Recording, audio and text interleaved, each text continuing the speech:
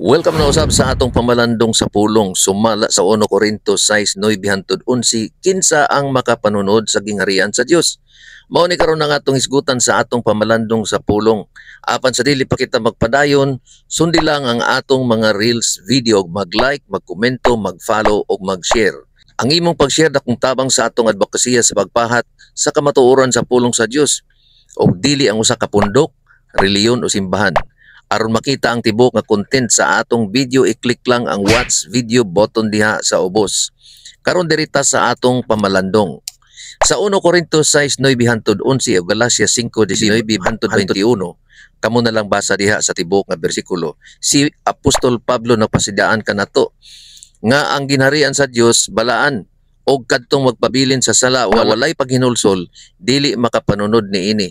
Ang duha ka mga kapitulo nagisgot sa mga buhat sa unod, pagpakasala, pagsimba sa Dios-Dios, paghubog-hubog, kasina, pagkahakog, pakigilawa sa isig katao, lalaki man o babae, o uban pa, nga nagapabulag kanato gikan sa Dios. Apan kini nga mga pulong, dili aron kita hadlokon o masubo, kun dili aron matawag kita pag-usab, nga magmatngon sa peligro sa sala. Sa 1 Corintios 6:11, nagpahinomdom kanato, og mao kini, ang pipilakan ninyo kaniadto, apan kamo gihugasan na, gilait na alang sa Dios, o gipasig-uli kamo diha sa ngalan ni Kristo nga atong Ginoong Hesus, o pinaagi sa Espiritu Santo sa Dios. Kini mao ang paglaom sa Ebanghelyo, nga ang sala walay gahom sa atong kinabuhi.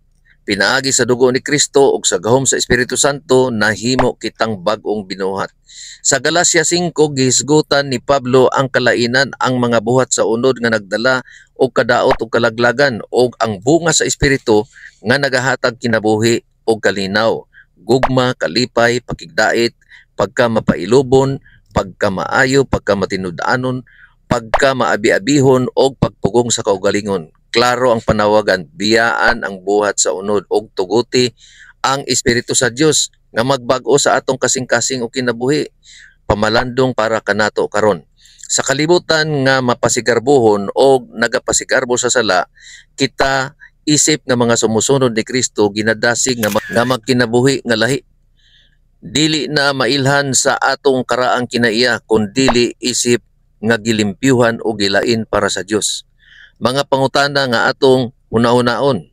Number 1, aduna ba ako'y sala nga nagapugong kanako sa tinuod nga pagpuyo diha sa gingharian sa Dios? Ikaduha, gitugutan ba nako ang Espiritu Santo nga mamunga sa akong adlaw-adlaw nga kinabuhi? Ikatulo, giunsa nako pagpakita ang akong bag-ong pagkatao diha kang Kristo ngadto sa uban? Ang atong pagampo mao kini, Ginoo, salamat nga bisan kaniadto ako nahulog sa sala, imo akong gilimpyuhan o gilain pinaagi ni Kristo Hesus. Tabangi ako nga mobiya sa mga buhat sa unod og magkinabuhi matag adlaw diha sa gahom sa imong espiritu.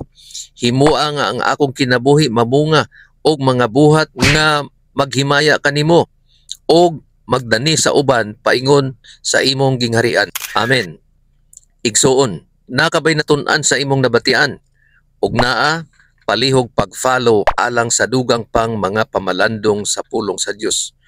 O basig na akay kalibog o komento, pangutana, pwede nimo isulat sa comment section diha sa ubos. Ang kamatuoran tinuod nga sakit, apan kini makahatag kanato og kagawasan. Ang Juan 8:32 nagaingon, og kamo mahibalo sa kamatuoran, og ang kamatuoran maghatag kaninyo kagawasan. Dinhi na lang usa kita kutob sa atong pamalandong sa pulong. Hantod sa sunod na pod nga video, ang Dios mag-amping kanatong tanan.